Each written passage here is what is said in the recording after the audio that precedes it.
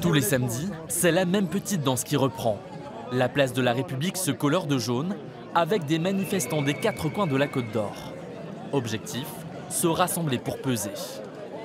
Ce qu'il faut, c'est qu'il y ait le plus de monde au même endroit pour se faire entendre le plus possible. C'est là qu'on est le plus proche du pouvoir, c'est là qu'il y a la préfecture, c'est là qu'il y a tous les symboles, on va dire, de la République, de la démocratie. Dans la capitale bourguignonne, les manifestants ont toujours été très présents dès le début du mouvement, jusqu'à 3000 gilets jaunes au plus fort de la mobilisation. Mais n'est-elle pas en train de s'essouffler? Depuis samedi dernier, les manifestants sont en effet moitié moins, comme aujourd'hui avec 1500 personnes, selon notre décompte. Là, c'est un peu les vacances, donc c'est un petit peu de souci parce qu'il y a des gens qui ont leurs enfants, tout ça.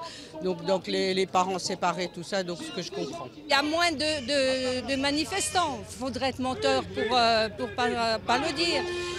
Mais les gens, ils ont peur. Comment ne pas avoir peur quand on montre en boucle la violence? Mais pour beaucoup de gilets jaunes, cette chute des effectifs ne serait que passagère. J'ai l'impression qu'il y a une certaine rotation. Il y en a qui sont partis, d'autres qui sont arrivés, et ainsi de suite. C'est un mouvement vivant, donc on perd des membres, on en récupère, et ainsi de suite. Avec un gros noyau dur de fidèles, les gilets jaunes assurent que les rassemblements sont loin de se terminer. Eux-mêmes ignorent quelle annonce pourrait leur faire lever le camp.